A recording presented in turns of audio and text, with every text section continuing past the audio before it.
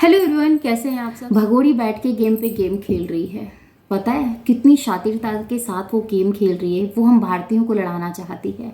उसने हर वो पैतरा अपनाया, हिंदू मुस्लिम किया और गरीबी अमीरी खेला। अब उसको क्या मिल गया है, एक ऐसा वीक पॉइंट मिल गया है जिसको वो यूज़ कर रही है।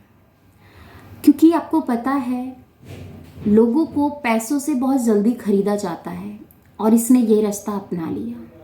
इसने सोचा मैं पैसे देकर उन लोगों को खरीदती हूँ जो आस्था माँ की ताकत थी। इसके बारे में मैंने एक वीडियो आप लोगों के साथ शेयर कर दिया है, पर आज सिर्फ मैं भगोड़ी के बारे में बात करूँगी। मोमिन मलिक सर इसके जो केस की अपडेट आप लोगों को देते हैं, आप सुनते हैं, समझते हैं, उनको हम लोग कहते हैं बजरंगी भाईजान। क्यों? क्योंकि जैसे सलमान खान मुन्नी को लेकर कश्मीर गए थे, पाकिस्तान गए थे, ठीक उसी तरीके से हमारे मोमिन मलिक सर हैदर के बच्चों के लिए इस लड़ाई को मुफ्त में लड़ रहे हैं और अपना पैसा लगा रहे हैं। ठीक है, क्योंकि बिना पैसे आपको पता है कोई काम नहीं होता। अगर आपको 2 कदम चल के जाना है ना, तो उसके लिए भी खर्चा लगता है। और इस पैसे की ताकत भगोड़ी समझ चुकी है, क्योंकि हम भारतीयों ने उसको सिर पे ज़्यादा चढ़ा लिया था। हम लोगों ने डोनेट कर करके उसको बहुत ज़्यादा नचा लिया अपने सिर पे। हम लोगों ने उन लोगों की सहायता कभी नहीं की जिनको नीड थी। हमने कभी उन लोगों को उनकी ज़रूरतें पूरी नहीं की जिनको नीड थी। इसकी क्या नीड थी? क्या इसके घर में मर्द नहीं रहते थे? जिस घर में ये आई थी उस घर में एक भी मर्द ऐसा नहीं था जो ये कह दे कि मैं इन 4 बच्चों को और इसको पालूंगा। इसने भीख मांगनी शुरू कर दी और आपने दान देना शुरू कर दिया। भीख और दान में फर्क होता है। इसने अपनी मजबूरी का फायदा आप लोगों के सामने रखा।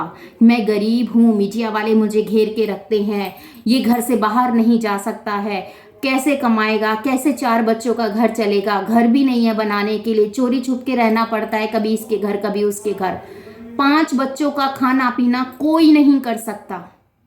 ठीक है, इतना इसके जहाँ ये रहती है आस पड़ोस वालों ने कुछ दिन तो खर्चा चला दिया, और जो इसकी जेब की खर्ची थी वो इधर उधर पैसे बांटने में निकल गई। और जो ये पाकिस्तान से लेकर आई थी, बाहर की वॉइस को इग्नोर कीजिएगा, सॉरी, तो जो भी पाकिस्तान से लेकर आई थी वो इसने इसका घर छुड़वाने में लगा दिया। लप्पू का घर छुड़वाया, तभी बुड्ढे ने इसको अपनी वो दी कि हाँ भैया तो इस पे बना सकती है। हालांकि फ्यूचर उसको बिल्कुल नीट एंड क्लीन था, क्योंकि ये पाकिस्तान से आई है, केस बिल्कुल उठ चुका है और एक ना एक दिन इसको जाना होगा। चलो मेरे लिए 4 दीवारी एक कमरा खड़ा हो जाए तो बहुत अच्छी बात है।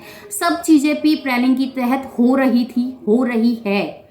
पर क्या होता है आपको पता है, हम भारतीय एक दूसरे से बात करते हैं।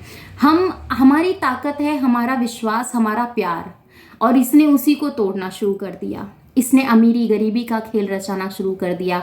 मोमिन मलिक सर इतने काबिले लॉयर हैं, उसके बारे में बोलना शुरू कर दिया। गंद से गंद जो ये इसके मन में आता था ना, ये वो बोलती थी।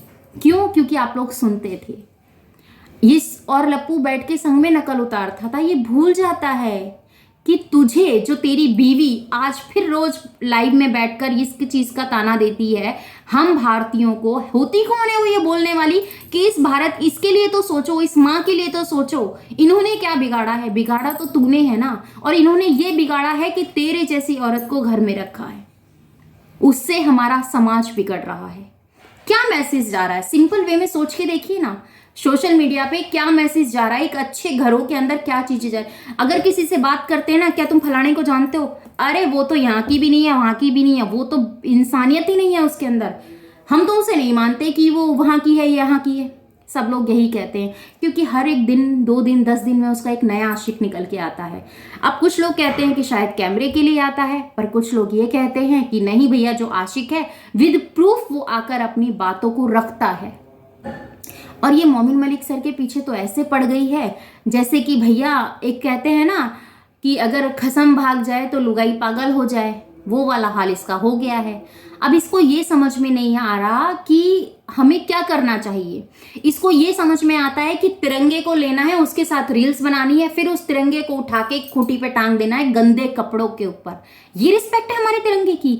ये हमारे तिरंगे का सम्मान नहीं कर सकती तो हमारे भारत में रहने का इसे हक भी नहीं है। आई बात समझ में? मैं झूठ बोलती हूं तो जाओ उठाओ उस रील्स को और जाकर देखो, सब पता चल जाएगा आप लोगों को। ये सिर्फ कैमरे के आगे रिकॉर्ड करके उसकी कोई वैल्यू नहीं समझती। ये है इन लोगों का असली चेहरा। और आप लोग बोलते हो कि आपको पर्सनल जलन क्या है? मुझे कोई पर्सनल जलन नहीं है। मैं तो इसके जैसी औरत के एक सेकंड पास खड़ा होना भी जरूरी नहीं समझती हूं। आई बात समझ में? ये मेरा देश है, ये मेरा भारत है। यहां पर मैं गंदगी बर्दाश्त नहीं करूंगी। मेरे तिरंगे के साथ ऐसा अपमान ये करेगी तो ये मैं कभी बर्दाश्त नहीं करूंगी।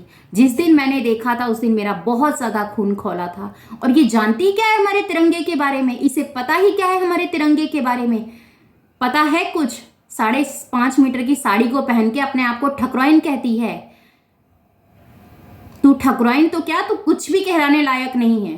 तू इस भारत में रहने लायक ही नहीं है। तूने जो गुनाह किया है उसको एक्सेप्ट कर और जेल के पीछे जा। ठीक है, वो तो तू जाएगी, डेफिनेटली जाएगी, क्योंकि हमें विश्वास है अपने बजरंगी भाईजान पे।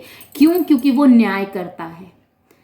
उसने जो केस लिया है उसको तन मन धन से पूरी जद्दोजहद लगा देता है। और जो इंसान सच्चाई के साथ होता है ना, उसके साथ भगवान और अल्लाह हमेशा साथ देता है।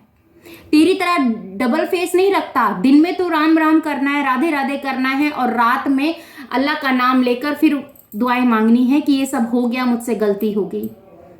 ऐसे तौबा तौबा करके सोने से कोई फायदा नहीं है।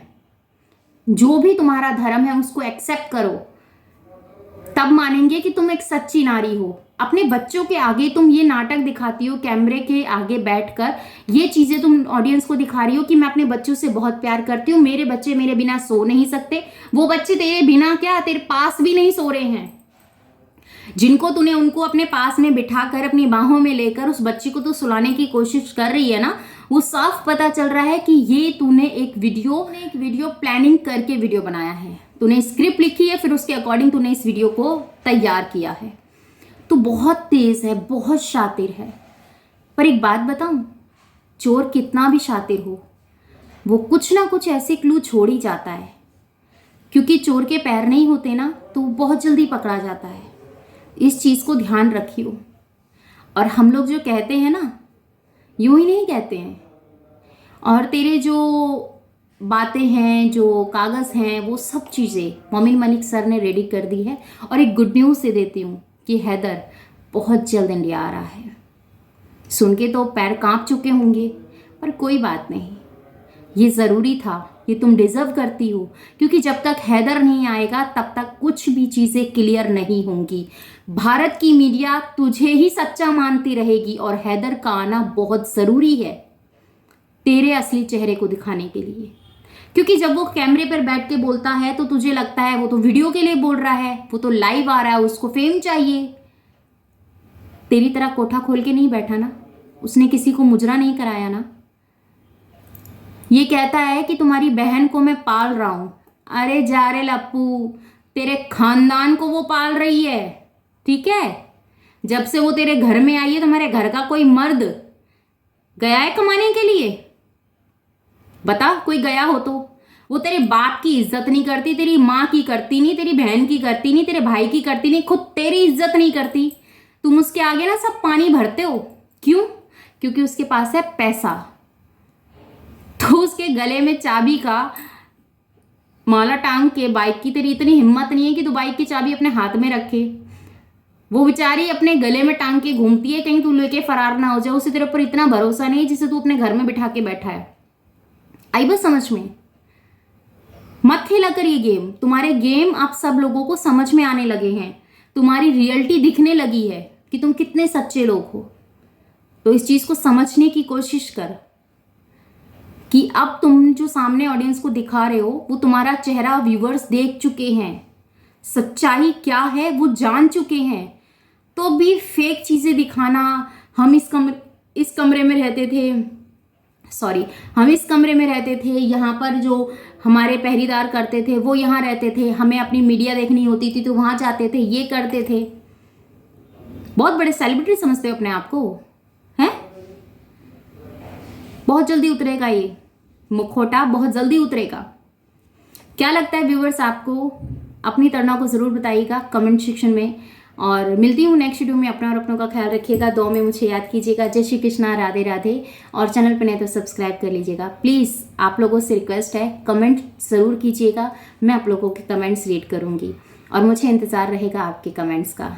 तो भर भर के कर दीजिए कमेंट्स वीडियो को पूरा देखने के बाद। हालांकि आप यहाँ तक पहुँचे हैं तो वीडियो तो आपने पूरा ही देखा होगा। दिल से शुक्रिया वीडियो पूरा देखने के, क्योंकि जब तक आप पूरा नहीं देखते ना तब तक आप किसी भी डिसीजन पे नहीं पहुँच सकते क्या सही है क्या गलत है। सही कहा ना मैंने? तो बताइए क्या लगा आपको? कर दिया कमेंट? शुक्रिया।